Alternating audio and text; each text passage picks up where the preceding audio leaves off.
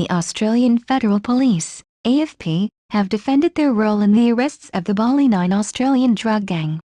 Information shared by the AFP with Indonesian police in 2005 led to the arrest and conviction of the gang and the execution of the two ringleaders. Police have been criticized for reporting the men despite knowing they could face the death penalty. But senior officers said they were unable to arrest the gang before they left Australia for Indonesia. Chan and Myuran Sukumaran were killed by an Indonesian firing squad on Wednesday despite Australian diplomatic pressure. The AFP will soon be called before a parliamentary committee to explain the decision. Fanciful and offensive, Commissioner Colvin told a media conference on Monday, "If we had had enough information to arrest the Bali Nine before they left Australia, we would have done exactly that." He said the AFP did not know how many members were in the gang or what drugs they were dealing with, which was why they contacted their Indonesian counterparts.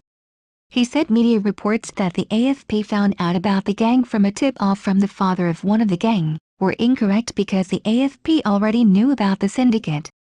He said also reports the AFP had shopped the gang to Indonesia in a bid to curry favor with police there were fanciful and offensive.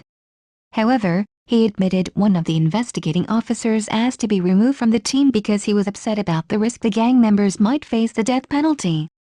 Commissioner Colvin also said he could not guarantee that other Australians caught smuggling drugs in countries with the death penalty would not suffer the same fate. He said police took into account the risk of passing on information, but the police guidelines said they must also work with foreign police. Line. The case of the Bali Nine, the 8 men and 1 woman were arrested in April 2005 at an airport and hotel in Bali, Indonesia after a tip-off from Australian police.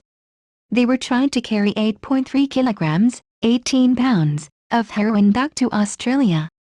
In 2006, a court ruled that Chan and Myuran Sukumaran had recruited the others and paid their costs. They were sentenced to death and executed on April 29. The other 7 are serving sentences of between 20 years and life, after some had death sentences revoked on appeal.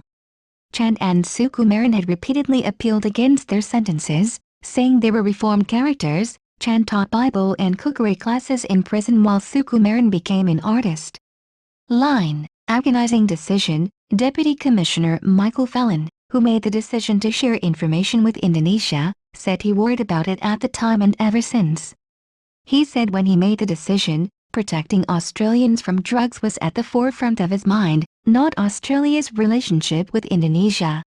"If anyone thinks I have not agonized over this for the past 10 years then they don't know me," he said.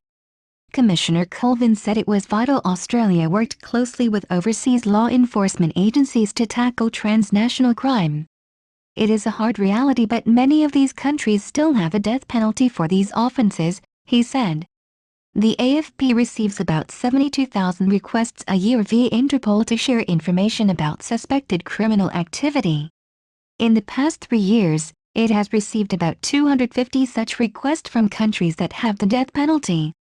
Of that number, 15 requests from a range of countries including China were rejected.